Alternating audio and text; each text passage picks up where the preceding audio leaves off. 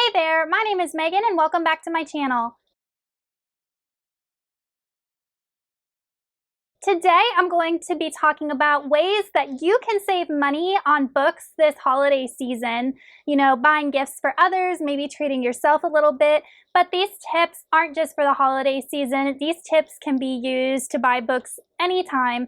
This is just some of the things that I have come up with in my book buying career. And I personally am a very frugal person, so I'm always looking for ways to save money on books. So stick around because I have several tips and tricks for you. But before we go ahead and get on into the tips, if you are not already subscribed to my channel, please go ahead and hit that subscribe button, as well as the little bell icon so you can be notified every time I post new content. Also, don't forget to check out the description box below where you can find links to my Buddy Read Discord and my Patreon. The first set of tips and tricks I have is for purchasing new books.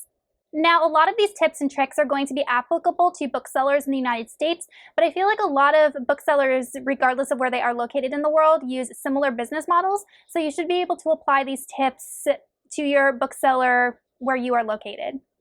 First off, if you are a teacher, both of these companies offer teacher discounts, which is 20% off of books, which is amazing. Also, Second & Charles, which is an affiliate of Books A Million, also offers the teacher discount. So if you can show your school ID, sign up for their educator program, you get 20% off of their books, which is amazing because I buy books for my students in classrooms all the time. If you're an educator, definitely take advantage of this. I have educator memberships with both Barnes & Noble and Books A Million, and every time I shop there, I automatically get 20% off.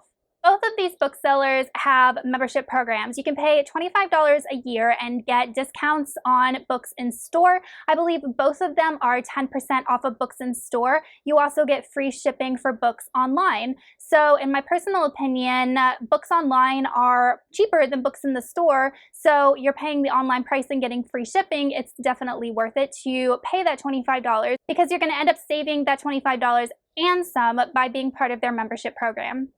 Additionally, being part of this membership program unlocks several coupons for you. So before I ever joined the educator loyalty program at Books A Million, I did have their Millionaire card. I would get coupons pretty much daily with special offers and deals just for Millionaire members.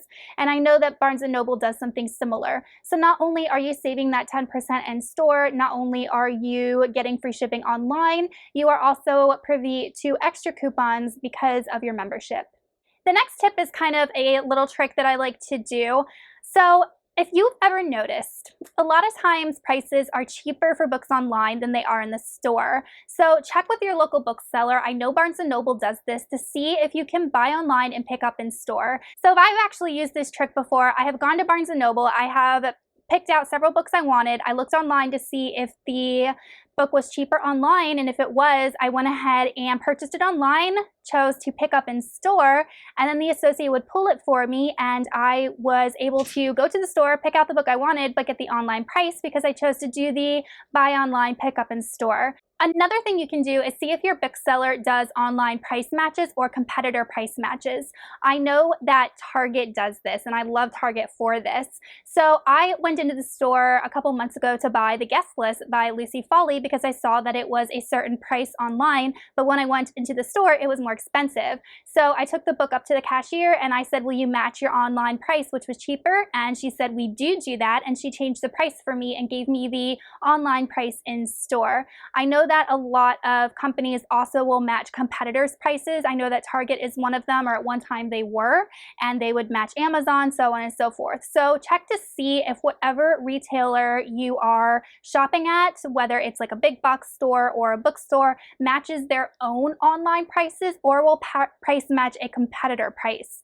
And make sure that you have the item pulled up on your phone with the price ready for them so that they can verify the competitor price and be able to match it for you. So that is all the tips and tricks I have for purchasing new books. Next, I'm going to talk about ways that you can get books really cheap by buying used books. So to be completely honest, a lot of my books are used. I have no problem buying used books. So my first tip would be to look around your community to see if you have any local used bookstores.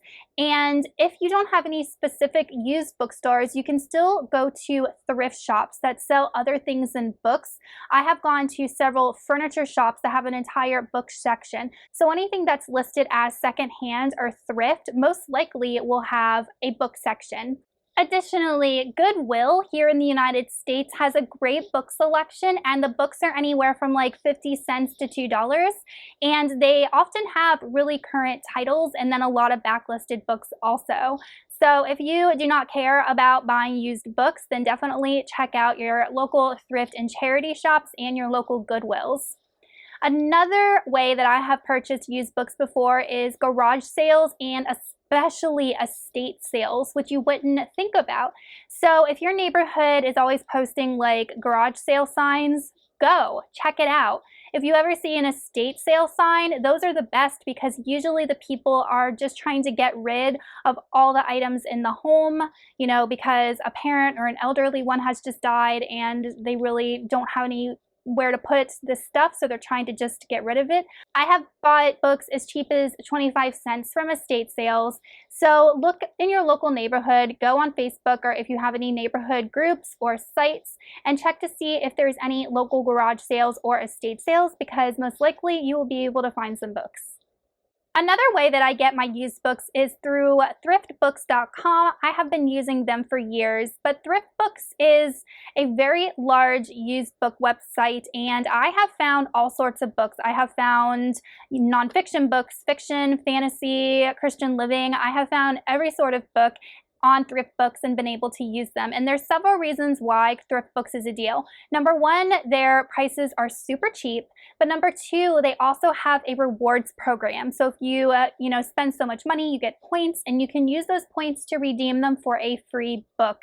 And I have gotten my copy of The Name of the Wind behind me. I got that as a free book, and then I got a couple YA books as free books. So literally, you're getting free books as a reward for using their site. And another reason I really like Thrift Books is the fact that their shipping is unusually cheap. I don't know if they get like media rates, but their shipping is $1. I think it's 99 cents for your order, up to $10. If you spend $10, then you get free shipping. And my final tip that I use to save money on books is to use a cashback app. The one that I have been using for years is Rakuten. The way that Rakuten works is you log onto their website and you type in the retailer you're looking for. This is good for everything, not just books, and it'll let you know if that retailer offers cash back. So I know that Book Outlet, Book Depository, Barnes & Noble, Books A Million, all of them do have cashback options through Rakuten. So you make your purchase through the app, so that cash back goes into your Rakuten account, and once you reach a certain threshold, they mail you a check. So like I said, I have been using them for years. I can attest to it, and I think it's just an extra way to get cash back. And not only that, but once you search the retailer of your choice, it often lists coupons and coupon codes that you might not have been aware of. So you're getting the cashback option in addition to coupon codes that could help you save more.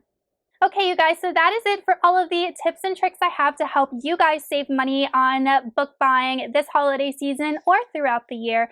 Let me know in the comments if there are any tips and tricks that you guys have that I might not have talked about or might not know about, and I will see you guys soon in another video. Goodbye.